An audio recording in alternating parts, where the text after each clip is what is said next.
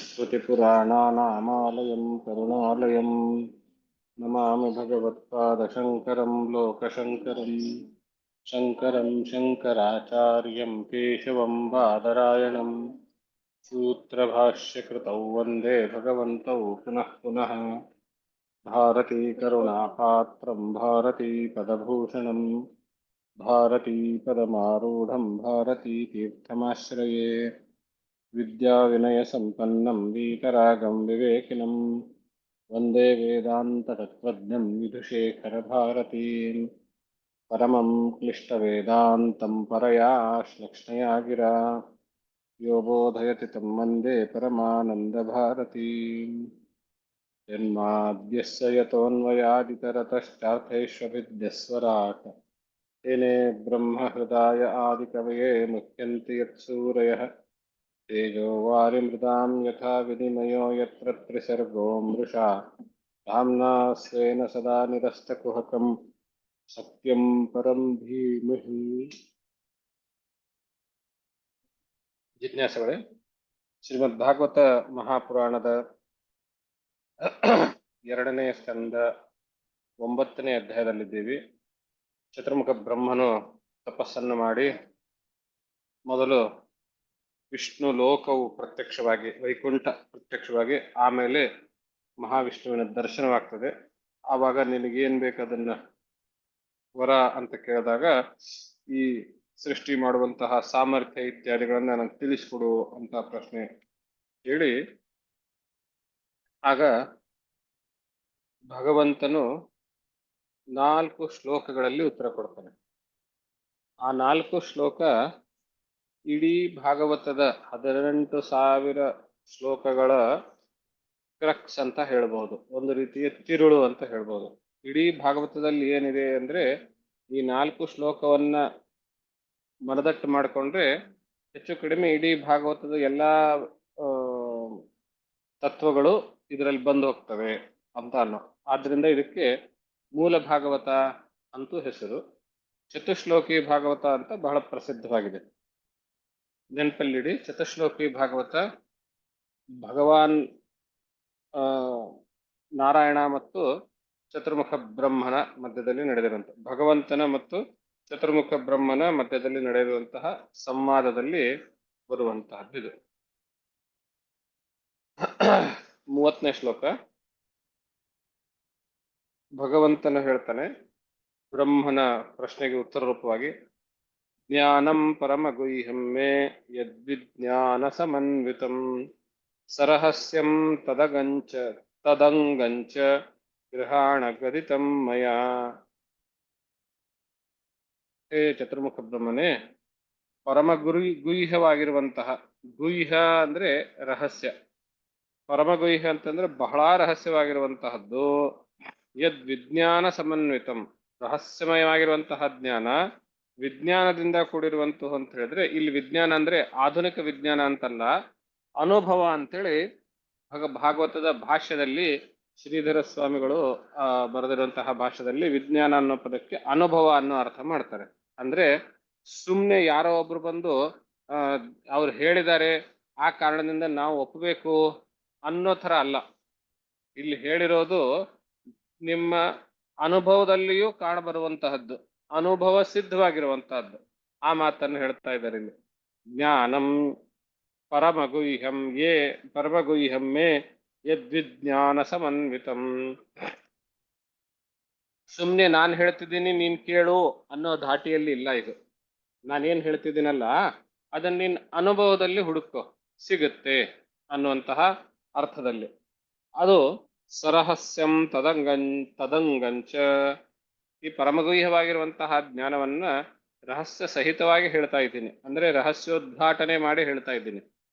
ಅರ್ಥಾತ್ ಸಾಧಾರಣ ಕಥಾನಕಗಳಲ್ಲಿ ಏನಾಗುತ್ತೆ, ಅಲ್ಲಿ ಒಂದು ಪಾತ್ರ ಇನ್ನೊಂದು ಪಾತ್ರದ ಜೊತೆಗೆ ಸಂವಾದ, ಚರ್ಚೆ, ಘಟನೆ ಇತ್ಯಾದಿಗಳು ನಡೀತಾ ಇರ್ತವೆ. ಆದ್ರೆ ನಾವು ಪುರಾಣಗಳನ್ನು ಗಮನಿಸಬೇಕಾಗಿರುವಂತಹ ಒಂದು ವಿಶಿಷ್ಟ ಶೈಲಿ, ಅನೇಕ ವಿಶಿಷ್ಟ ಶೈಲಿಗಳಿದ್ದಾವೆ, ಅದರಲ್ಲಿ ಒಂದು ವಿಶಿಷ್ಟ ಶೈಲಿಯನ್ನು ನಾವು ಒಗ್ಗೂಡಿಸ್ಕೊಳ್ಬೇಕು ಅಂತಂದ್ರೆ ಅದ್ಯಾವುದು ಅಂದ್ರೆ ಪುರಾಣದಲ್ಲಿ ಬರುವ ಹೆಚ್ಚು ಕಡಿಮೆ ಬಹುತೇಕ ಪಾತ್ರಗಳು, ಎಲ್ಲ ಅಂತ ಹೇಳಲಿಕ್ಕಾಗೋದಿಲ್ಲ, ಬಹುತೇಕ ಪಾತ್ರಗಳು ಯಾವುದೋ ಒಂದು ತತ್ವವನ್ನು ಪ್ರತಿನಿಧಿಸ್ತಾ ಇರ್ತವೆ. ಆ ತತ್ವದ ಒಂದು ಮೂರ್ತ ರೂಪವಾಗಿ ಹೊರಹೊಮ್ಮಿ ನಿಂತಿರ್ತವೆ ಆ ಪಾತ್ರಗಳು. ಆ ಪಾತ್ರದ ಎಲ್ಲ ಆಯಾಮಗಳನ್ನು ನಾವು ಅವಲೋಕಿಸಿದಾಗ ಓಹೋ, ಈ ಪಾತ್ರ ಇಂತಹ ತತ್ವವನ್ನು ಪ್ರತಿನಿಧಿಸುತ್ತೆ ಅನ್ನೋ ರೂಪದಲ್ಲಿ ನಾವು ನೋಡ್ತೇವೆ. ರಾಮಾಯಣದಲ್ಲಿ ಬರುವಂತಹ ರಾಮನ ಪಾತ್ರ, ಆಧ್ಯಾತ್ಮ ರಾಮಾಯಣದಲ್ಲಿ ಬರುವಂತಹ ರಾಮನ ಪಾತ್ರ, ಇವುಗಳಲ್ಲಿ ನೋಡಿದರೆ ಆಧ್ಯಾತ್ಮ ರಾಮಾಯಣದಲ್ಲಿ ರಾಮ ಒಬ್ಬ ವ್ಯಕ್ತಿಯಾಗಿ ಕಾಣದೆ ಅವನು ಒಬ್ಬ ತತ್ವವಾಗಿ ಕಾಣುತ್ತಾನೆ. ಅದೇ ರಾಮಾಯಣದ ಕಥೆಗಳಲ್ಲಿ ನೋಡಿದಾಗ ರಾಮ ಒಬ್ಬ ರಾಜನಾಗಿ ಕಾಣ್ತಾನೆ. ಹಾಗೆ ನೋಡಿದ್ರೆ ನಾವು ಸುಮ್ಮನೆ ರಾಮಾಯಣವನ್ನೇ ಸೂಕ್ಷ್ಮವಾಗಿ ಗಮನಿಸಿದರೆ ರಾಮೋ ವಿಗ್ರಹವಾನ್ ಧರ್ಮ ಎನ್ನುವಂತಹ ಮಾತಿಗೆ ಅಲ್ಲಿ ಹೆಜ್ಜೆ ಹೆಜ್ಜೆಗೂ ನಮಗೆ ಗುರುತುಗಳು, ಕುರುಹುಗಳು ಸಿಗುತ್ತವೆ. ಅವನು ರಾಮ ಧರ್ಮತತ್ವದ ಪ್ರತೀಕ ಅನ್ನುವಂತಹದ್ದು ಹೆಜ್ಜೆ ಹೆಜ್ಜೆಗೂ ನಮಗೆ ಕುರುಹುಗಳು ಸಿಗುತ್ತವೆ. ಬಹಳ ಸೂಕ್ಷ್ಮವಾಗಿ ಧರ್ಮವನ್ನ ಅನುಷ್ಠಾನಕ್ಕೆ ತಂದಿರುವಂಥವನು, ಆಚರಿಸುವಂಥವನು ಅನ್ನೋದು ಗೊತ್ತಾಗುತ್ತೆ. ಈ ಪ್ರಕಾರವಾಗಿ ನಾವು ಪುರಾಣದ ತತ್ವಗಳನ್ನ ಬೆನ್ನಟ್ಟಿ ಹೋದಾಗ ಕಥಾನಕಗಳು ನಮಗೆ ಜೀವನವನ್ನ ಸಲೀಸಾಗಿ ಮಾಡುವಂತಹ ಒಂದು ಉಪದೇಶಗಳಾಗಿ ಬದಲಾವಣೆ ಆಗ್ತವೆ. ನಾವು ಹೀಗೆ ಹೇಳ್ಬೋದು, ಜೀವನ ಸುಗಮವಾಗಿ ಸಾಗಿಸೋದಕ್ಕೆ ಟಿಪ್ಸ್ ಆಗ್ತವೆ ನಮಗೆ.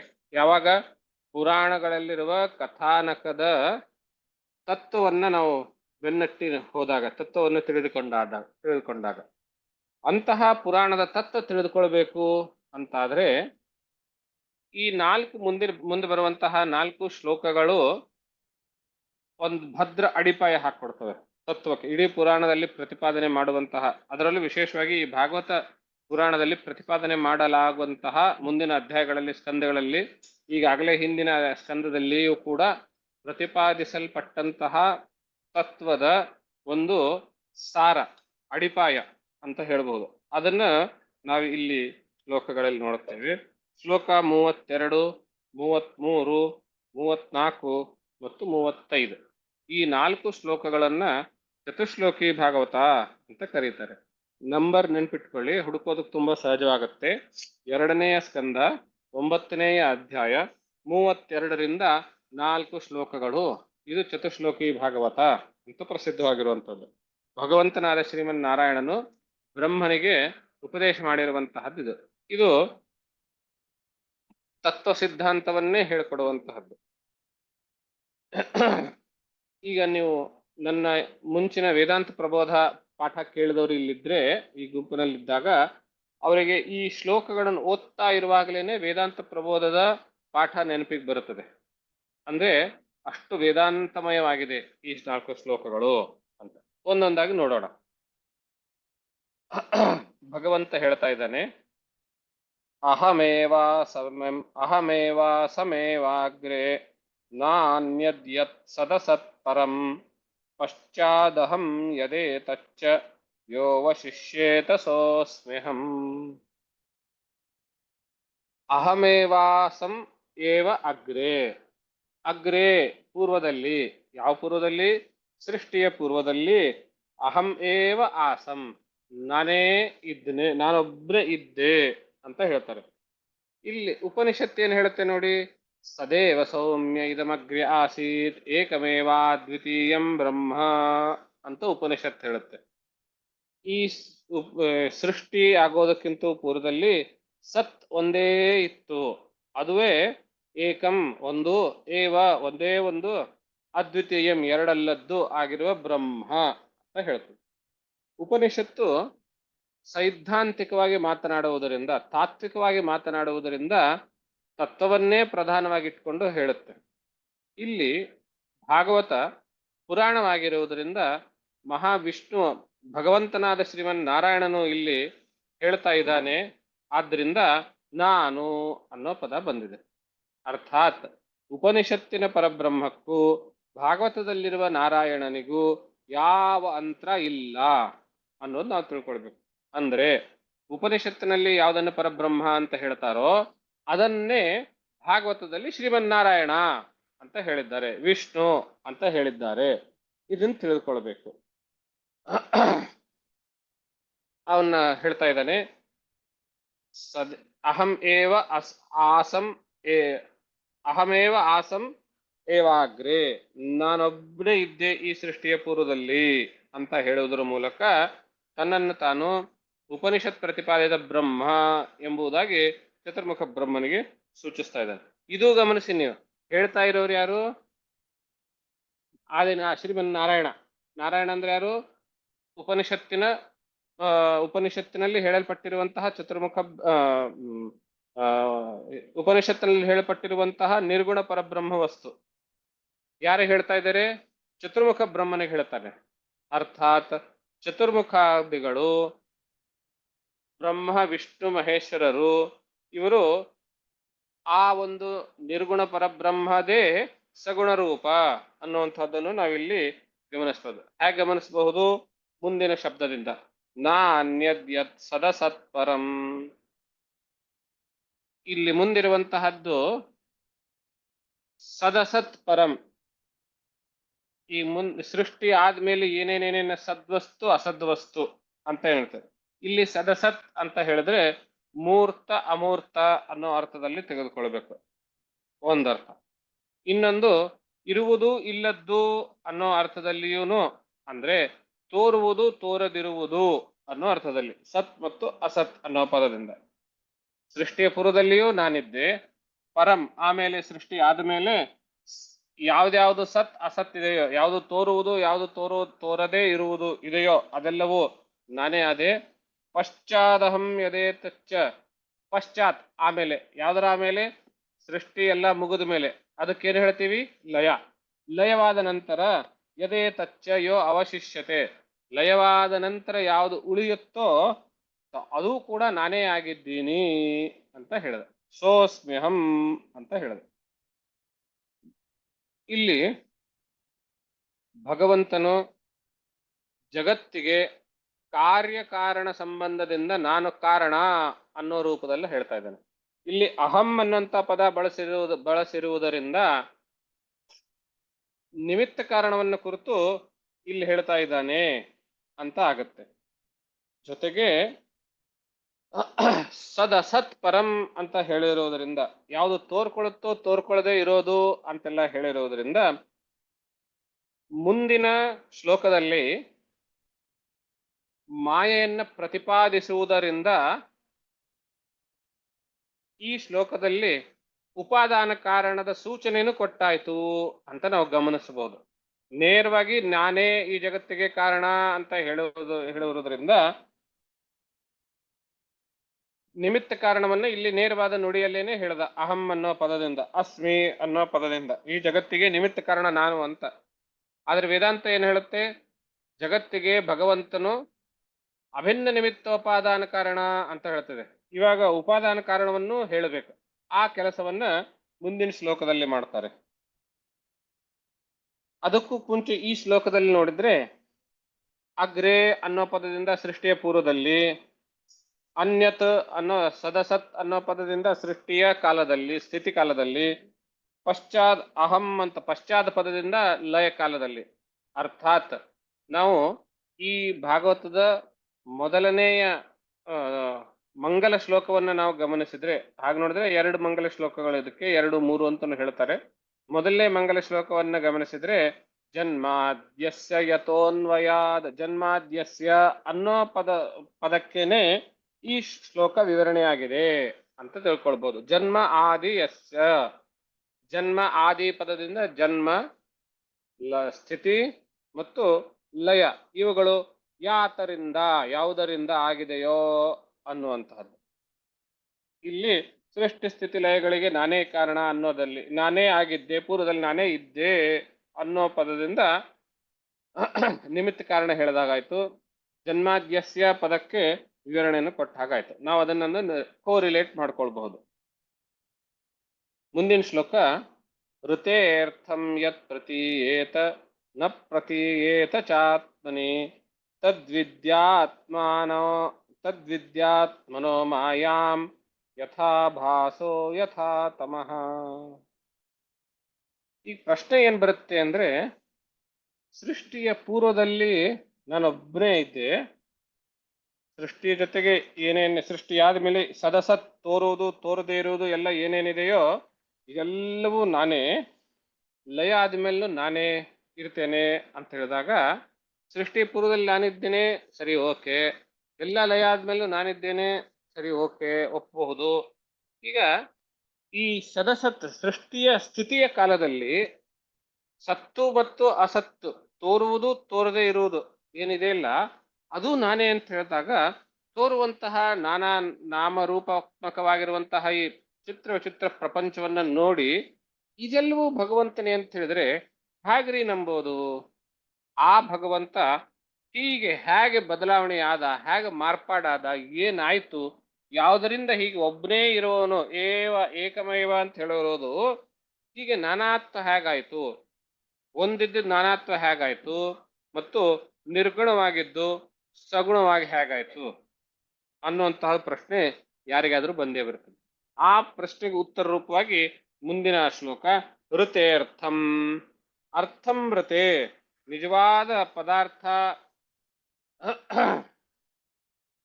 ಇಲ್ಲದೆ ಇದ್ರೂ ಕೂಡ ಯತ್ ಪ್ರತೀಯೇತ ನ ಪ್ರತೀಯೇತ, ತೋರುವುದು ಮತ್ತು ತೋರದೇ ಇರುವುದು ಆತ್ಮನಿ ನನ್ನಲ್ಲಿ ಅನ್ನುವಂಥ. ಅರ್ಥಾತ್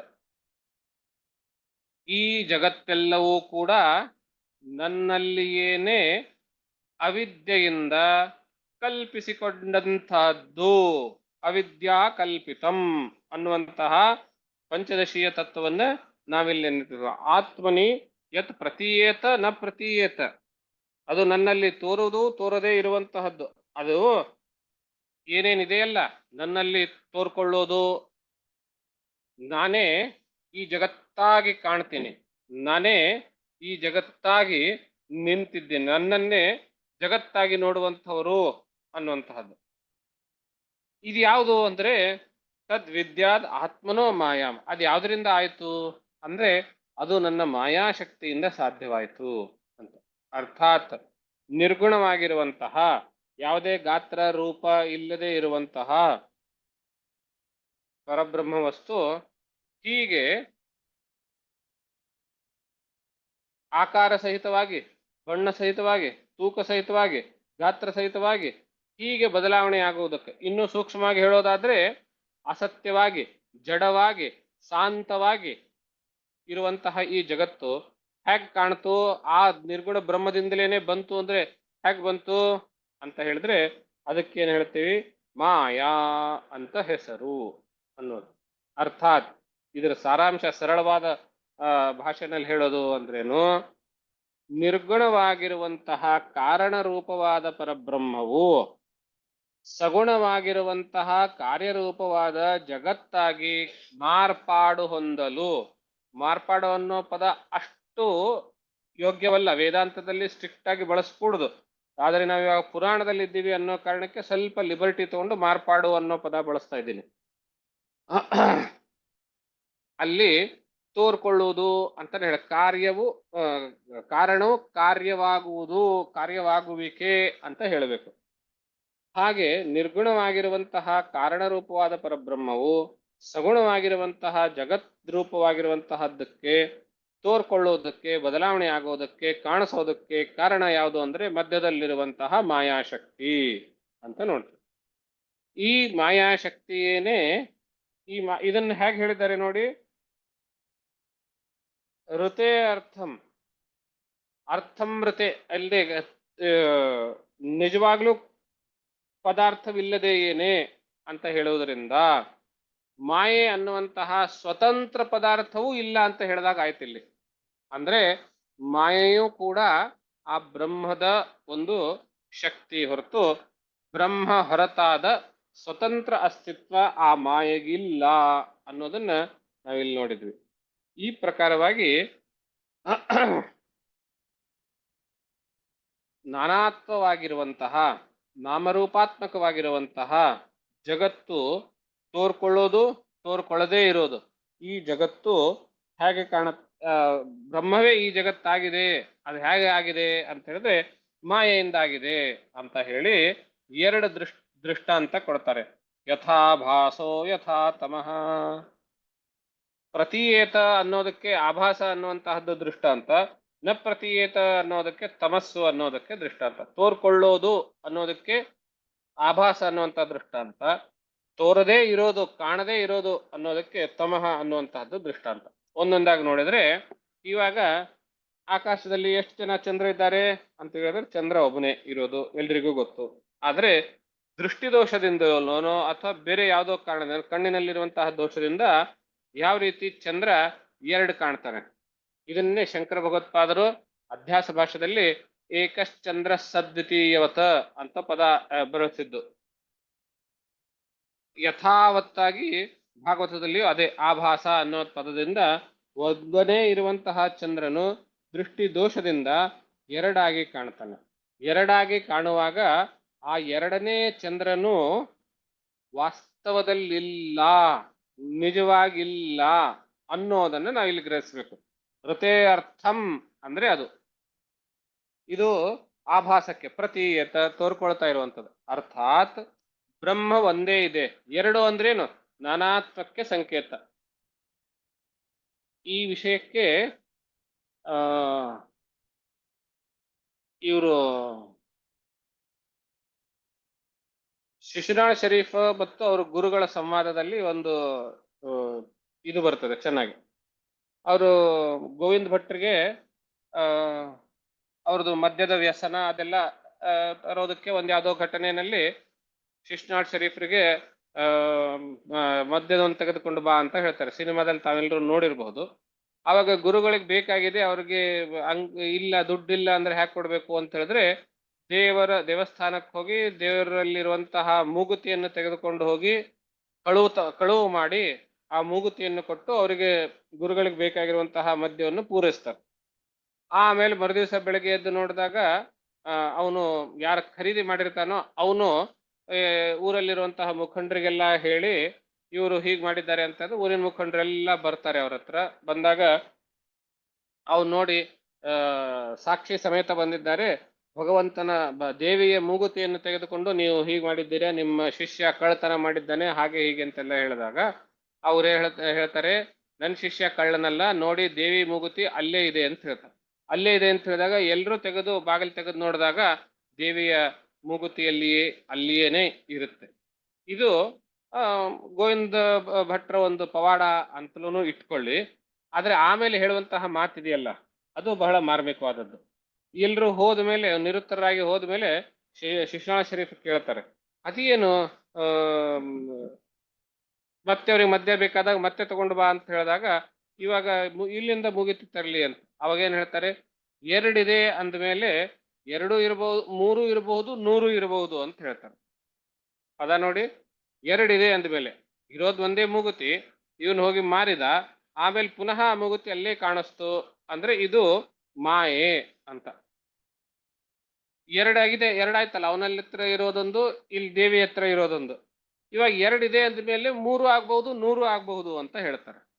ಅರ್ಥಾತ್ ಮಾಯೆ ಅಂತ ಆದ್ಮೇಲೆ ಅದು ಎರಡಕ್ಕೆ ನಿಲ್ಲಿಸ್ಬೇಕು ಅಂತೇನಿಲ್ಲ, ನಾನಾತ್ವಕ್ಕೆ ಸಂಕೇತ ಎರಡು ಅನ್ನುವಂಥದ್ದು. ಆದ್ರಿಂದ ಆಭಾಸ ಅಂತ ಹೇಳಿದ್ರೆ ಎರಡು ಚಂದ್ರನಂತೆ ಎನ್ನುವ ದೃಷ್ಟಾಂತ ಇಟ್ಕೊಂಡು ಎರಡಕ್ಕೇನೆ ಹೇಳಿದ್ದಾರೆ ಅಂತ ಅರ್ಥ ಅಲ್ಲ, ನಾನಾತ್ವವನ್ನು ಹೇಳಿದ್ದಾರೆ ಅಲ್ಲಿ ಅಂತ ಅಲ್ಲಿ ಗಮನಿಸಿ. ಅದು ಆಭಾಸ ಪ್ರತೀಯತ. ಜಗತ್ತು ಏಕವಾಗಿರುವಂತಹ ನಿರ್ಗುಣ ಪರಬ್ರಹ್ಮ ವಸ್ತುವೇ ನಾನಾತ್ಮವಾಗಿ ಜಗತ್ತಾಗಿದೆ ಅಂತ ಇಲ್ಲಿ ಹೇಳೋದು. ಮತ್ತು ಇದರಲ್ಲಿ ತೋರುವುದು ತೋರದು, ಸದಸತ್ ಅಂತ ಹಿಂದೆ ಹೇಳ್ತಲ್ಲ, ತೋರುವುದು ತೋರದೇ ಇರುವುದು ಅಂತ. ಈಗ ತೋರುವುದು ಅನ್ನೋದು ಗೊತ್ತಾಯ್ತು, ಏನೇನ್ ತೋರ್ತಾ ಇದೆಯೋ ಜಗತ್ತಿನಲ್ಲಿ, ಕಲ್ಲು ಮಣ್ಣು ಪೃಥ್ವಿ ಆಕಾಶ ಸೂರ್ಯ ಚಂದ್ರ ಇದೆಲ್ಲವೂ ಮೂಲತಃ ಬ್ರಹ್ಮವೇ ಅಂತ ಆಯ್ತು. ಮೂಲತಃ ನಾನೇ ಅಂತ ಈ ಭಾಗವತದ ಪ್ರಸಂಗದಲ್ಲಿ ಹೇಳೋದಾದ್ರೆ ನಾರಾಯಣನೇ ಅಂತ ಆಯ್ತು. ಇವಾಗ ತೋರದೆ ಇರೋದು ಅಂತ ಆಗ್ಬೇಕಲ್ಲ, ಅದನ್ನ ದೃಷ್ಟಾಂತ ರೂಪವಾಗಿ ತಮಃ ಅಂತ ಕೊಡ್ತಾರೆ.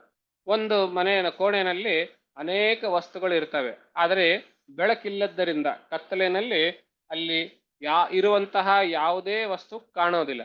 ಕಾಣೋದಿಲ್ಲ ಅಂದ್ಮೇಲೆ ಇಲ್ಲ ಅಂತ ಹೇಳಲಿಕ್ಕೆ ಆಗೋದಿಲ್ಲ. ಯಾಕೆಂದ್ರೆ ವಸ್ತುಗಳಲ್ಲಿ ಇರ್ತವೆ. ಆ ತೋರ್ಕೊಳ್ಳೋದಕ್ಕೆ ಬೇಕಾದ ಬೆಳಕು ನಮ್ಮಲ್ಲಿಲ್ಲ, ಆ ಕಾರಣದಿಂದ ನಮಗೆ ಕಾಣ್ತಾ ಇಲ್ಲ. ಆದ್ರಿಂದ ಇದನ್ನು ನಾವು ದಾರ್ಷ್ಟಾಂತದಲ್ಲಿ ತೆಗೆದುಕೊಂಡ್ರೆ ಈ ಜಗತ್ತಿನಲ್ಲಿ ಕಾಣುವಂತಹ ನಾನಾತ್ಮಕವಾಗಿರುವಂತಹ ನಾಮರೂಪಗಳಲ್ಲಿ ಭಗವಂತನು ಅನ್ನೋದು ಇದಾನೆ, ಆದ್ರೆ ತೋರ್ಕೊಳ್ತಿಲ್ಲ. ಅಂದ್ರೆ ಅದು ತಮಃ ಅನ್ನೋದಕ್ಕೆ ತಮಃ ಅನ್ನುವಂತಹ ದೃಷ್ಟಾಂತದಿಂದ ನೋಡಬಹುದು. ಯಾವ ರೀತಿ ನೋಡೋದಕ್ಕೆ ಬೆಳಕು ಬೇಕೋ ಹಾಗೆ ಪ್ರತಿಯೊಂದು ವಸ್ತುವಿನಲ್ಲಿಯೂ ಭಗವಂತನನ್ನ ನೋಡುವಂತಹ ಒಂದು ಜ್ಞಾನದ ಬೆಳಕು ಮನಸ್ಸಿನಲ್ಲಿ ಬರಬೇಕು, ಪ್ರಹ್ಲಾದನಿಗೆ ಬಂದ ಹಾಗೆ. ಆದ್ರಿಂದ ತೋರೋದಿಲ್ಲ ಅಂದ್ರೆ ಭಗವಂತ ತೋರೋದಿಲ್ಲ ಅನ್ನೋ ಕಾರಣದಿಂದ ಇಲ್ಲ ಅಂತ ಹೇಳಲಿಕ್ಕೆ ಆಗೋದಿಲ್ಲ, ಇದಾನೆ ಅಂತಾಯ್ತು. ನೋಡುವಂತಹ ಬೆಳಕು ಬೇಕು ಅಂತಾಯ್ತು. ಇಲ್ಲಿ ಸದಸತ್ ತೋರುವುದು ತೋರದೇ ಇರುವುದು ಅನ್ನುವಂತಹ ಪದದಿಂದ ತೋರುವುದು ಸ್ಪಷ್ಟವಾಗಿದೆ, ನಾನಾತ್ವವಾಗಿರುವಂತಹ ಜಗತ್ತು. ತೋರದೇ ಇರುವಂತ ಅಂದ್ರೆ ಈ ಜಗತ್ತಿನಲ್ಲಿಯೇನೇ ಇರುವಂತಹ ಭಗವಂತನು, ಅದು ಕೂಡ ನಾನೇ ಆಗಿದ್ದೀನಿ. ಹೀಗಾಗೋದಕ್ಕೆ ಇದ್ರೂ ಕಾಣದೇ ಹಾಗೆ, ಕಾಣದ ಹಾಗೆ, ಇಲ್ಲದೆ ಇದ್ರೂ ಕಾಣುವ ಹಾಗೆ ಈ ಜಗತ್ತಿನಲ್ಲಿರುವಂತಹ ಎಲ್ಲಾ ವಸ್ತುಗಳು ನಿಜವಾಗಿಯೂ ಸ್ವತಂತ್ರವಾಗಿ ಅಸ್ತಿತ್ವದಲ್ಲಿಲ್ಲ, ಆದ್ರೂ ತೋರಿಸ್ಕೊಳ್ತವೆ, ಕಾಣ್ತವೆ. ಆದ್ರಿಂದ ಇಲ್ಲದೆ ಇದ್ರೂ ತೋರುವ ಹಾಗೆ ಇರುವಂತಹ ಒಂದೇ ವಸ್ತು ಸದ್ವಸ್ತು. ಬೇರೆ ಬೇರೆ ವಸ್ತುಗಳು ಏನಿದ್ದಾವೆ ಅದೆಲ್ಲವೂ ಅಸದ್ ವಸ್ತು, ಇಲ್ಲದೆ ಇರುವಂತಹದ್ದು, ಬರೀ ತೋರುವಂತಹದ್ದು. ಹೀಗೆ ಇಲ್ಲದೆ ಇದ್ರೂ ತೋರ್ಕೊಳ್ಳುವಂತಹದ್ದು, ಇದ್ರೂ ತೋರ್ಕೊಳ್ಳದೇ ಇರುವಂತಹದ್ದು ಏನಿದೆಯೋ ಇದು ಯಾವುದರಿಂದ ಸಾಧ್ಯ ಅಂದ್ರೆ ಅದು ಮಾಯೆಯಿಂದ ಸಾಧ್ಯ ಅನ್ನುವಂತಹ ಮಾತು ಎರಡನೇದಲ್ಲಿ ಹೇಳ್ತಾರೆ. ಈ ಮಾತಿನಲ್ಲಿ ನಾವು ಉಪಾದಾನ ಕಾರಣವನ್ನು ನಾವಿಲ್ಲಿ ನೋಡ್ತೇವೆ. ಮಾಯೆಯ ಮೂಲಕವೇನೆ ಹೀಗೆ ಏಕ ಆಗಿದ್ದು ನಾನಾತ್ವವಾಗಿದೆ, ಉಪಾದಾನಕ್ಕೆ ಅಡ್ಡಿಯಾಗಿ ಕಾಣ್ತಾ ಇರುವಂತಹದ್ದು. ಯಾಕೆಂದ್ರೆ ಭಗವಂತನ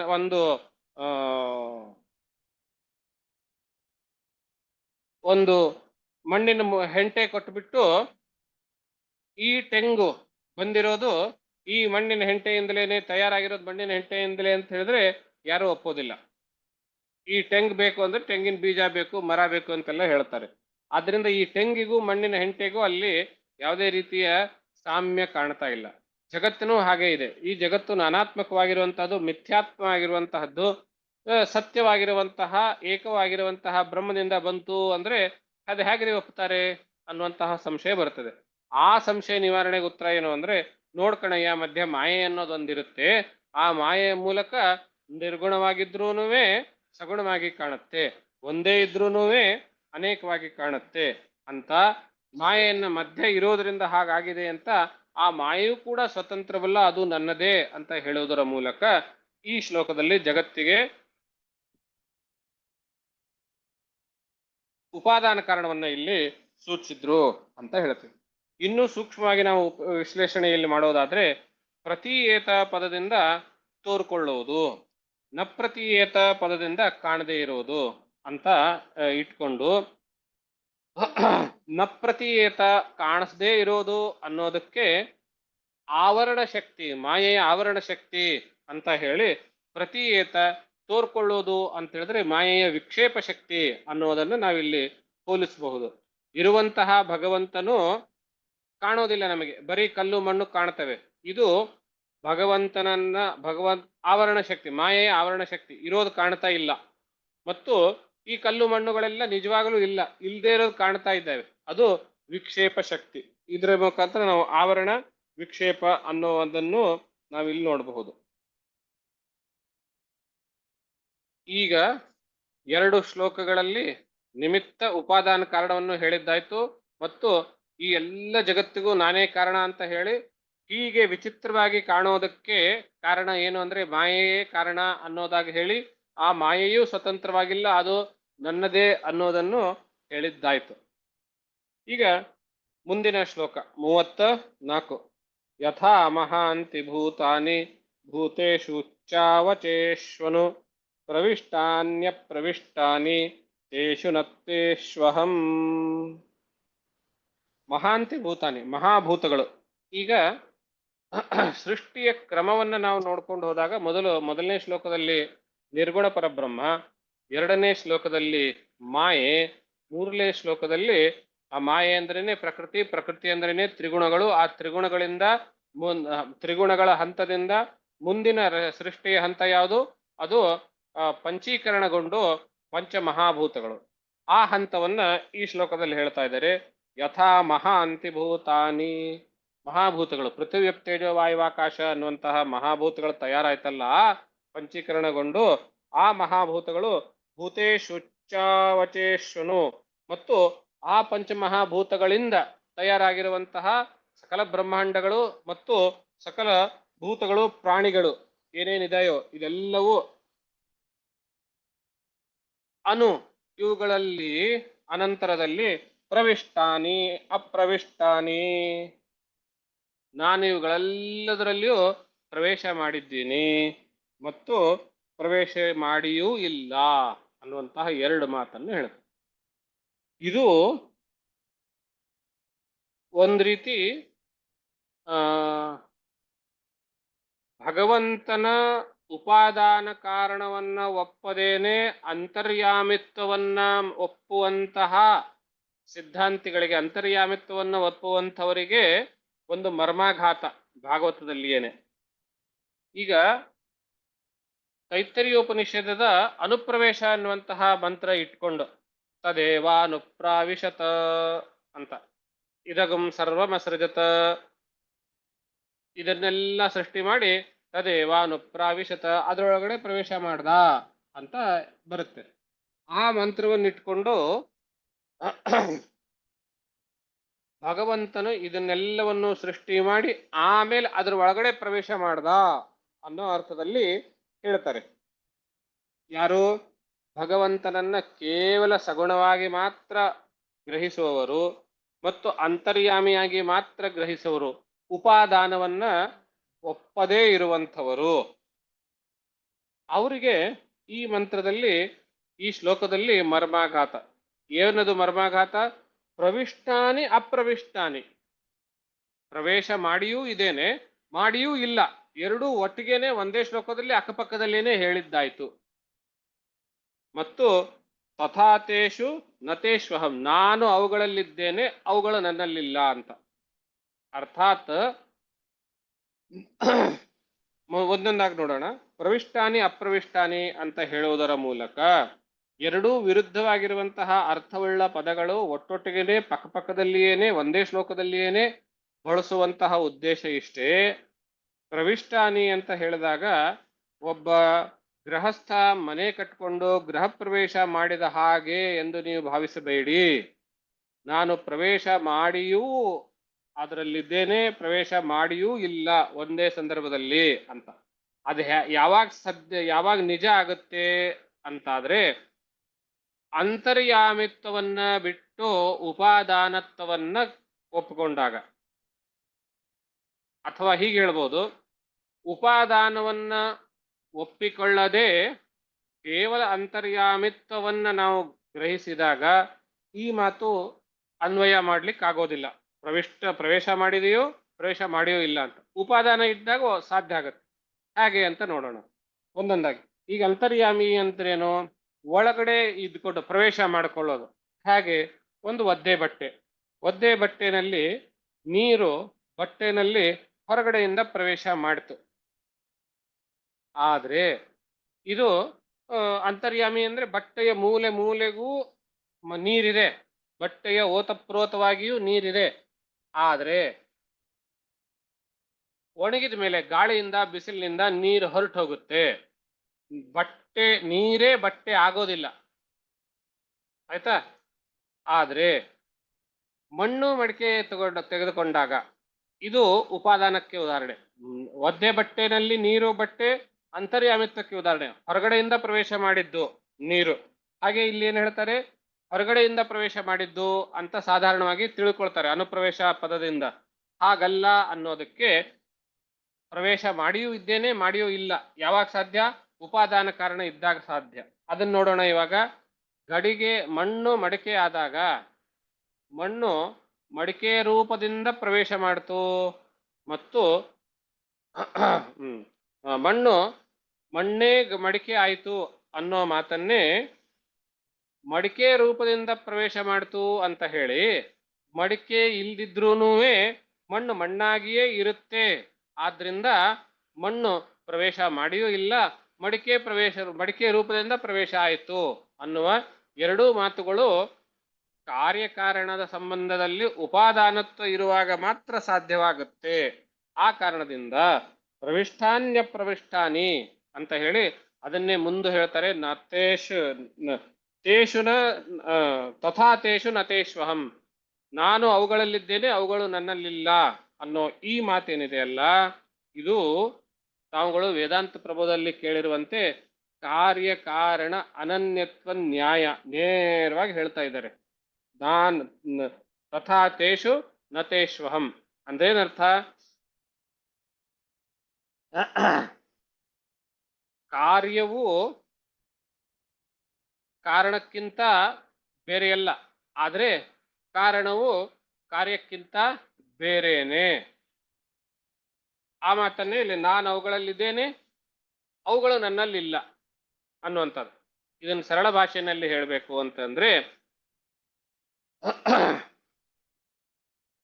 ಸೃಷ್ಟಿ ಕಾಲದಲ್ಲಿ ಕಾರಣವು ಕಾರ್ಯದಲ್ಲಿ ಎಲ್ಲ ಕಡೆ ವ್ಯಾಪಿಸಿಕೊಂಡಿರುತ್ತೆ.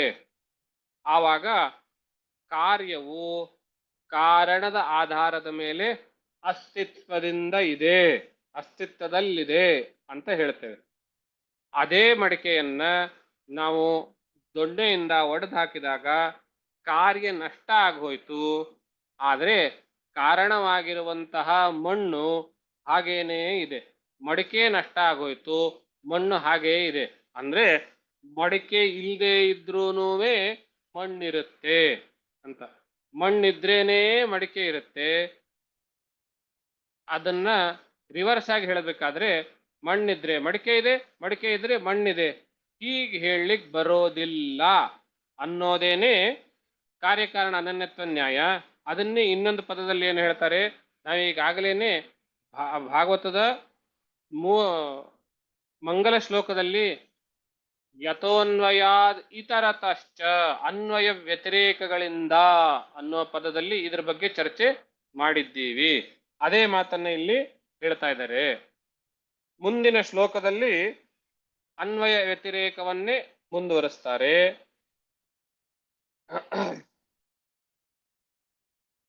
ಏತಾವದೇವ ಜಿಜ್ಞಾಸ್ಯಂ ತತ್ವಜಿಜ್ಞಾಸುನಾತ್ಮನಃ ಅನ್ವಯ ವ್ಯತಿರೇಕಾಭ್ಯಾಂ ಯತ್ಸ್ಯಾತ್ ಸರ್ವತ್ರ ಸರ್ವದಾ ಅಂತ.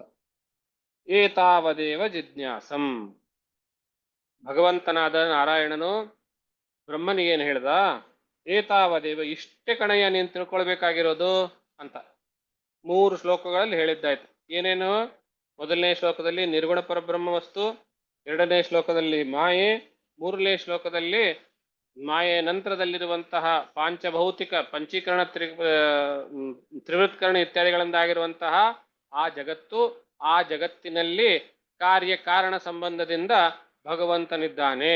ಆ ಕಾರ್ಯಕಾರಣ ಸಂಬಂಧವೇ ಅನ್ವಯ ವ್ಯತಿರೇಕದ ಮೂಲಕವಾಗಿದೆ. ಅನ್ವಯ ವ್ಯತಿರೇಕಾಭ್ಯಾಂ ಯತ್ ಸ್ಯಾತ್, ಈ ಜಗತ್ತಿನಲ್ಲಿ ಅನ್ವಯ ವ್ಯತಿರೇಕವಾಗಿ ಯಾರಿದ್ದಾನೆಯೋ ಸರ್ವತ್ರ ಸರ್ವದಾ, ಎಲ್ಲ ಕಡೆ ಎಲ್ಲ ಕಾಲದಲ್ಲಿಯೂ ಯಾರಿದ್ದಾರೆಯೋ ಅವನನ್ನೇ ನಾವು ತಿಳಿದುಕೊಳ್ಬೇಕು. ಏತಾವದೇವ ಜಿಜ್ಞಾಸ್ಯಂ, ಅಷ್ಟನ್ನೇ ತಿಳ್ಕೊಳ್ಬೇಕು ಅಂತ. ಅನ್ವಯ ವ್ಯತಿರೇಕಾಭ್ಯಾಂ ಅಂತ ಹೇಳಿರೋದ್ರಿಂದ ಮಣ್ಣಿನಿಂದ ಮಡಿಕೆ ಇದೆ ಹೊರತು ಮಡಿಕೆಯಿಂದ ಮಣ್ಣಿಲ್ಲ. ಮಣ್ಣಿನಿಂದ ಮಡಿಕೆ ಇದೆ ಅನ್ನೋದು ಅನ್ವಯ, ಮಡಿಕೆಯಿಂದ ಮಣ್ಣಿದೆ ಅಂತ ಹೇಳಲಿಕ್ಕೆ ಬರೋದಿಲ್ವಲ್ಲ. ಆದ್ರಿಂದ ಮಡಿಕೆಯಿಂದ ಇರೋದಿಲ್ಲ ಅನ್ನೋದು ವ್ಯತಿರೇಕ. ಹಾಗೆ ಈ ಜಗತ್ತಿನಲ್ಲಿ ಈ ಜಗತ್ತು ಬ್ರಹ್ಮದಿಂದ ಇದೆ ಹೊರತು ಜಗತ್ತಿನಿಂದ ಬ್ರಹ್ಮ ಇಲ್ಲ. ಇದು ಅನ್ವಯ ವ್ಯತಿರೇಕ. ಹೀಗೆ ತಿಳ್ಕೊಳ್ಬೇಕು. ಈ ವಿಷಯಕ್ಕೆ ಸಂಬಂಧಪಟ್ಟಂತೆ ಒಂದು 5-6 ವರ್ಷಗಳ ಹಿಂದೆ ಪುರಿ ಶಂಕರಾಚಾರ್ಯರಾಗಿರುವಂತಹ ನಿಶ್ಚಲಾನಂದ ಸರಸ್ವತಿಗಳವರ ಪ್ರವಚನದಲ್ಲಿ ಒಬ್ಬ ವ್ಯಕ್ತಿ ರ್ಯಾಂಡಮ್ ಆಗಿ ಒಂದು ಪ್ರಶ್ನೆ ಕೇಳ್ತಾನೆ. ಆ ಪ್ರಶ್ನೆ ಸಾರಾಂಶ ಏನಾಗಿತ್ತು ಅಂದ್ರೆ, ಎಲ್ಲಿವರೆಗೂ ನಾವು ಸಾಧಾರಣವಾಗಿ ಈ ವೆಸ್ಟರ್ನ್ ಫಿಲಾಸಫಿನಲ್ಲಿ ಈ ಮಾತನ್ನು ಕೇಳಿರ್ತೀವಿ, ಆ,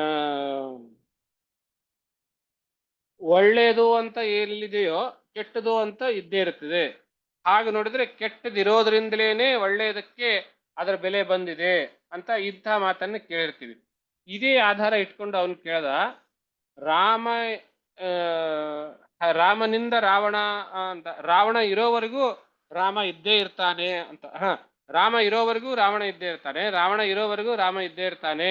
ಆದ್ರಿಂದ ರಾಮನಿಗೆ ಎಷ್ಟು ಬೆಲೆನೋ ರಾವಣನಿಗೂ ಅಷ್ಟೇ ಬೆಲೆ. ರಾಮನಿಂದ ರಾವಣ, ಹಾಗೆ ರಾವಣನಿಂದಲೂ ರಾಮ ಎನ್ನುವ ಯಾಕಾಗ್ಬಾರ್ದು ಅಂತ ಅವನು ಪ್ರಶ್ನೆ ಕೇಳ್ದ. ಈ ಪ್ರಶ್ನೆ ಹಿಂದಿನಲ್ಲಿದೆ ಸಂವಾದ, ಎಷ್ಟು ಸೊಗಸಾಗಿ ಮತ್ತು ಅಷ್ಟೇ ಮಾರ್ಮಿಕವಾಗಿ ನಿಶಿಲಾನಂದ ಸರಸ್ವತಿಗಳು ಉತ್ತರ ಕೊಡ್ತಾರೆ. ಅವರು ಅವಾಗ ಉತ್ತರ ಕೊಡುವಾಗ ಕೋಟ್ ಮಾಡಿರುವಂತಹದ್ದು, ಪ್ರೂಫ್ ಕೊಟ್ಟಿರುವಂತಹದ್ದು ಇತರತಃ ಅನ್ನೋ ಪದದಿಂದ. ಇತರತಃ ಅಂದ್ರೆ ವ್ಯತಿರೇಕದಿಂದ, ಅನ್ವಯ ವ್ಯತಿರೇಕದಿಂದ, ಎರಡೂ ಕಡೆಯಿಂದ ನೋಡ್ರಿ ಅಂತ ಹೇಳಿ ಅದರ ತಾತ್ಪರ್ಯ ಏನಾಗಿತ್ತು? ಬ್ರಹ್ಮದಿಂದ ಜಗತ್ತಿದೆ ಹೊರತು ಜಗತ್ತಿನಿಂದ ಬ್ರಹ್ಮ ಇಲ್ಲ ಅನ್ನೋದಾಗಿತ್ತು. ಇತರತಃ ಅಂದ್ರೆ ವ್ಯತಿರೇಕ, ಮಣ್ಣಿನಿಂದ ಮಡಿಕೆ ಹೊರತು ಮಡಿಕೆಯಿಂದ ಮಣ್ಣಲ್ಲ, ಮಣ್ಣಿನಿಂದ ಮಡಿಕೆ ಅನ್ವಯ, ಮಡಿಕೆಯಿಂದ ಮಣ್ಣಲ್ಲ ಅನ್ನೋದು ವ್ಯತಿರೇಕ. ಆದ್ರಿಂದ ಈ ಜಗತ್ತಿನಿಂದ, ಬ್ರಹ್ಮದಿಂದ ಜಗತ್ತು ಆದರೆ ಜಗತ್ತಿನಿಂದ ಬ್ರಹ್ಮ ಅಲ್ಲ. ಅರ್ಥಾತ್ ಜಗತ್ತೆಲ್ಲವೂ ನಾಶವಾದರೂ ಕೂಡ ಬ್ರಹ್ಮದ ಅಸ್ತಿತ್ವಕ್ಕೇನು ಹಾನಿ ಆಗೋದಿಲ್ಲ. ಅದನ್ನ ಮೊದಲನೇ ಶ್ಲೋಕದಲ್ಲೇ ಹೇಳಿದ್ದಾರೆ. ಅದೇ ಯದೇ ತಚ್ಚ ಯಯೋ ಅವಶಿಷ್ಯತೆ ಸೋಸ್ಮಿಹಂ, ಎಲ್ಲ ನಷ್ಟವಾದ್ಮೇಲೆ ಯಾವುದು ಉಳಿಯುತ್ತೆ ಅದುವೇ ನಾನು ಅನ್ನುವಂತಹ ರೀತಿಯಲ್ಲಿ 4 ಶ್ಲೋಕಗಳಲ್ಲಿ ಇಡೀ ಭಾಗವತದ ತತ್ವವನ್ನ ಇಲ್ಲಿ ಹೇಳಿದ್ರು. ನೀವು ಇಡೀ ಭಾಗವತ ಅಂತ ಹೇಳ್ತಾ ಇದ್ದೀರಿ, ಹೇಗ್ರಿ ಅನ್ವಯ ಮಾಡ್ಕೊಳ್ಳೋದು ಅಂತಾದ್ರೆ, ನಾವಿಲ್ಲಿ ಭಾಷ್ಯದಲ್ಲಿ ಬೇರೆ ಬೇರೆ ಭಾಷೆಗಳಲ್ಲಿ ನೋಡ್ತೇವೆ. ಅಹಮೇವಾ ಸಮೇವಾಗ್ರೆ ಎನ್ನುವಂತಹ ಈ ಶ್ಲೋಕದಿಂದ ನಾನೇ ಪೂರ್ವದಲ್ಲಿದ್ದೆ ಅಂತ ಹೇಳಬೇಕು. ಅಂದ್ರೆ ಈ ಪದ ಹೇಳಬೇಕು ಅಂತಾದ್ರೆ ಸೃಷ್ಟಿಯ ರಚನೆ ಬಗ್ಗೆ, ಸೃಷ್ಟಿಯ ಪೂರ್ವದಲ್ಲಿರುವಂತಹ ರಚನೆ ಮತ್ತು ಸೃಷ್ಟಿಯಾಗುವ ಪ್ರಕ್ರಿಯೆ ಬಗ್ಗೆ ಹೇಳಬೇಕು. ಈಗಾಗಲೇ ಅಂತಹ ಶ್ಲೋಕಗಳನ್ನ ನೀವು ಮೊದಲನೇ ಸ್ಕಂದದಲ್ಲಿಯೇ ನೋಡಿದ್ದೀರಿ. ಇದನ್ನೇ ಮುಂದೆ ಈ 3ನೇ ಸ್ಕಂದದಲ್ಲೂ ಬರುತ್ತೆ, 11ನೇ ಸ್ಕಂದದಲ್ಲೂ ಬರುತ್ತೆ. ಸೃಷ್ಟಿಯ ಪೂರ್ವದಲ್ಲಿರುವಂತಹದ್ದು, ಸೃಷ್ಟಿಯ ಪ್ರಕ್ರಿಯೆ ಬಗ್ಗೆ ಹೇಳುವಂತಹದ್ದು. ಅಲ್ಲಿ ಪುರುಷ ಪ್ರಧಾನಗಳ ಸಂಯೋಗದಿಂದ ಸೃಷ್ಟಿ ಅನ್ನುವಂಥದ್ದೆಲ್ಲ ಬರುತ್ತೆ. ಅದು 11ನೇ ಸ್ಕಂದದಲ್ಲಿ ಬರುತ್ತೆ, ಅದು 12ನೇ ಸ್ಕಂದದಲ್ಲಿ ಬರುತ್ತೆ. ಅಹಮೇವಾ ಅಸಂ ಏವಾಗ್ರೆ, ಈ ಸೃಷ್ಟಿಯ ಪೂರ್ವದಲ್ಲಿ ನಾನೇ ಇದ್ದೇನೆ ಅನ್ನೋದಕ್ಕೆ ವಿವರಣೆ ಆ 12ನೇ ಸ್ಕಂದ, 1ನೇ ಸ್ಕಂದ ಇತ್ಯಾದಿಗಳು ನೋಡುದು. ಆಮೇಲೆ ಪಶ್ಚಾದಹಂ ಪದದಿಂದ ಲಯ ಆದ್ಮೇಲೂ ನಾನೊಬ್ಬನೇ ಇರ್ತೀನಿ ಅಂತ ಹೇಳಿದಾಗ, ಪುನಃ ಸೃಷ್ಟಿ ಎಲ್ಲ ಆದ್ಮೇಲೆ ಭಗವಂತನ ಒಬ್ಬನೇ ಇದ್ದಾಗ ಅವನ ಸ್ವಸ್ವರೂಪವನ್ನ ಹೇಗೆ ಅಂತ ತಿಳಿ ಹೇಳ್ಬೇಕಲ್ಲ. ಆ ಅಂಶಗಳು ಎಲ್ಲಿ ಸಿಗ್ತವೆ ನಮಗೆ? 2ನೇ ಸ್ಕಂದ ಮತ್ತು 3ನೇ ಸ್ಕಂದದಲ್ಲಿ ಅದರಲ್ಲಿ ಸಿಗುವಂತಹದ್ದು. 2ನೇ ಸ್ಕಂದದಲ್ಲಿ ಹೀಗೆ ಭಗವಂತನ ಮಾಯಾ ಸ್ವರೂಪ, ಭಗವಂತನ ನಿರ್ಗುಣ ರೂಪವನ್ನ ಇದ್ದಾನೆ, ಅವನೇ ಸಗುಣವನ್ನು ಪಡ್ಕೊಳ್ತಾನೆ ಅನ್ನುವಂಥದ್ದನ್ನು ನೀವು ಈಗಾಗಲೇ ನೋಡಿದ್ದೀರಿ. ಮುಂದೆ 3ನೇ ಸ್ಕಂದದಲ್ಲಿ ಬಂದಾಗ ಮತ್ತೆ ಅದರ ಬಗ್ಗೆ ಚರ್ಚೆ ಮಾಡೋಣ. ಯದೇ ತಚ್ಚ ಅಂತ ಹೇಳೋದು, ಏನೇನೇನೇನಿದೆಯಲ್ಲ ಇಲ್ಲೆಲ್ಲ, ಈ ಅಂದ್ರೆ ಸೃಷ್ಟಿ ಆದ್ಮೇಲೆ ಯದೇ ತಚ್ಚಾವಶಿಷ್ಯತೆ ಅಂತ ಹೇಳಿದಾರಲ್ಲ, ಇದು ಕೂಡ ಭಗವಂತನ ಸೃಷ್ಟಿ ಸ್ಥಿತಿ ಮನ್ವಂತರ ಈಶ್ಯ ಕಥೆ, ಬೇರೆ ಬೇರೆ ಅವತಾರಗಳ ಕಥೆ, ಭಗವಂತನ ಲೀಲೆ. ಯದೇ ತಚ್ಚ ಪದದಿಂದ ಇವೆಲ್ಲವನ್ನು ನಾವು ಗ್ರಹಿಸಬಹುದು. ಅವೆಲ್ಲವೂ ಬೇರೆ ಬೇರೆ ಸ್ಕಂದದಲ್ಲಿ 4, 5, 7, 8, 9 ಇತ್ಯಾದಿ ಅನೇಕ ಸ್ಕಂದಗಳಲ್ಲಿ ಭಗವಂತನ ನಾನಾ ಅವತಾರಗಳು, ಲೀಲೆಗಳು, ಅವುಗಳನ್ನು ಹೇಳಲಾಗಿದೆ. ಯೋ ಅವಶಿಷ್ಯತೆ ಸೋಸ್ಮ್ಯಹಂ ಅನ್ನೋ ಪದದಿಂದ ಯಾರು ಉಳಿದಿದ್, ಈ ಲಯ ಆದ್ಮೇಲೆ ಏನು ಉಳಿಯುತ್ತೆ ಅದನ್ನೇ ಅಂತ ಹೇಳಿದಾಗ ಅವನೇ ನಾನು ಅಂತ ಹೇಳೋ ಪದದಿಂದ ಭಗವಂತನ ನೇರವಾಗಿರುವಂತಹ ಸೂಚನೆ ಇರೋದ್ರಿಂದ ದಶಮಸ್ಕಂದವನ್ನ ನಾವಿಲ್ಲಿ ನೆನಪಿಗೆ ತಂದುಕೊಂಡು ಇಡೀ ಕೃಷ್ಣಾವತಾರವೇನೆ ಯಾವುದು ಉಳಿದಿತ್ತಾನೆಯೋ ಅವನೇ ಕೃಷ್ಣ, ಎಲ್ಲ ಲಯವಾದ ಮೇಲೆ ಯಾವುದು ಉಳಿಯುತ್ತೋ, ಯಾರು ಉಳಿದಿದ್ದಾರೋ ಅವನೇ ಕೃಷ್ಣ ಅನ್ನುವ ಅನ್ವಯ ಮಾಡಿಕೊಂಡು 10ನೇ ಸ್ಕಂದವನ್ನು ನಾವಿಲ್ಲಿ ಉದಾಹರಣೆಯಾಗಿ ತೆಗೆದುಕೊಳ್ಬಹುದು. ಹೀಗೆ ನೋಡ್ತಾ ಹೋದ್ರೆ ಎಲ್ಲಾ ಸ್ಕಂದಗಳು ಈ 4 ಶ್ಲೋಕಗಳಿಗೆ ನಾವು ಕೋರಿಲೇಟ್ ಮಾಡುವಂತಹ ಸಾಧ್ಯತೆ ನಮಗೆ ಸಿಗುತ್ತದೆ. ಅಧ್ಯಯನ ಮಾಡದವರು ಸಾಕಷ್ಟು ಜನ ಇದ್ರ ಬಗ್ಗೆ ಚತುಶ್ಲೋಕಿ ಭಾಗವತದ ಮೇಲೇನೆ ಸಂಶೋಧನೆ ಇತ್ಯಾದಿ ಮಾಡಿ ಪ್ರಬಂಧ ಗ್ರಂಥಗಳನ್ನು, ಮಹಾಪ್ರಬಂಧ ಇತ್ಯಾದಿಗಳನ್ನೆಲ್ಲ ಬರೆದು ತಮ್ಮ ಜ್ಞಾನವನ್ನು ವೃದ್ಧಿ ಪಡ್ಕೊಂಡಿದ್ದಾರೆ. ಆಸಕ್ತಿ ಇರುವಂಥವರು ಅಂತಹ ಗ್ರಂಥಗಳನ್ನ ಅನ್ವೇಷಣೆ ಮಾಡಬಹುದು. ಇಲ್ಲಿಗೆ ಈ ಆ ಭಗವಂತನ ಚತುಶ್ಲೋಕಿ ಭಾಗವತ ಮುಕ್ತಾಯವಾಗಿ ಆವಾಗ ಚತುರ್ಮುಖ ಬ್ರಹ್ಮನು ಇದರಿಂದ ಜ್ಞಾನವನ್ನು ಪಡೆದುಕೊಂಡು ಮುಂದೆ ಎಲ್ಲ ಸೃಷ್ಟಿ ಕಾರ್ಯವನ್ನು ಮಾಡ್ತಾನೆ ಅನ್ನುವಂತಹದ್ದನ್ನು ನಾವು ಮುಂದೆ ನೋಡ್ತೀವಿ. ಈಗ 43ನೇ ಶ್ಲೋಕ, ತಸ್ಮಾ ಇದಂ ಭಾಗವತಂ ಪುರಾಣಂ ದಶಲಕ್ಷಣಂ ಪ್ರೋಕ್ತಂ ಭಗವತಾ ಪ್ರಾಹ ಪ್ರೀತಃ ಪುತ್ರಸ್ಯ ಭೂತಕೃತ ಅನ್ನುವಂಥದ್ದು. ಈ ಪ್ರಕಾರವಾಗಿರುವಂತಹ ಭಗವಂತನ ಈ ಚತುಶ್ಲೋಕಿ ಭಾಗವನ್ನು ತೆಗೆದುಕೊಂಡಂತಹ ಆ ಚತುರ್ಮುಖ ಬ್ರಹ್ಮನು ತನ್ನ ಮಗನಾಗಿರುವಂತಹ ನಾರದನಿಗೆ ಈ ಭಾಗವತವನ್ನ ಅಂದ್ರೆ ಈ 4 ಶ್ಲೋಕಗಳನ್ನೇ ಬೆಳೆಸಿ ಬೆಳೆಸಿ ಭಾಗವತ ಕಥೆ ಆಯ್ತು. ಮುಂದೆ ಯಾರು ಮಾಡ್ತಾರೆ? ವ್ಯಾಸರು ಆ ಕೆಲಸ ಮಾಡ್ತಾರೆ. ಅವರು ಆ ಕೆಲಸ ಮಾಡೋದಕ್ಕೆ ಅವರಿಗೆ ಪ್ರೇರಣೆ ಯಾರು? ಕುಮಾರರು, ಸನತ್ ಕುಮಾರಾದಿಗಳು. ಅದನ್ನು ಉಪದೇಶ ಮಾಡಿದ್ದಾರು ಕುಮಾರರು. ಯಾರಿಂದ ಕಲ್ತರು ಕುಮಾರರು? ನಾರದರಿಂದ ಕಲ್ತರು. ನಾರದ ಯಾರಿಂದ ಕಲ್ತ? ಚತುರ್ಮುಖ ಬ್ರಹ್ಮನಿಂದ ಕಲ್ತ ಅನ್ನುವಂತಹದ್ದು. ಹೀಗೆ ಈ ಭಾಗವತ ಆ 4 ಶ್ಲೋಕಗಳ ವಿವರಣೆನೇ ಭಾಗವತ ಗ್ರಂಥ ಪುರಾಣ ಅಂತಾಯ್ತು. ಎಷ್ಟು? ದಶಲಕ್ಷಣಂ, 10 ಲಕ್ಷಣಗಳಿಂದ ಕೂಡಿರುವಂತಹ ಭಾಗವತ ಅಂತ. ಹಾಗೆ ನೋಡಿದ್ರೆ ಪುರಾಣ ಅನ್ನುವಂಥದ್ದು ಪಂಚಲಕ್ಷಣಂ ಅಂತ ನಾವು ನೋಡ್ತೀವಿ. ಆದರೆ ಭಾಗವತಕ್ಕೆ ವಿಶೇಷವಾಗಿರುವಂತಹ 10 ಲಕ್ಷಣಗಳನ್ನ ನಾವು ಮುಂದಿನ ಕ್ಲಾಸಲ್ಲಿ ನೋಡ್ತೇವೆ.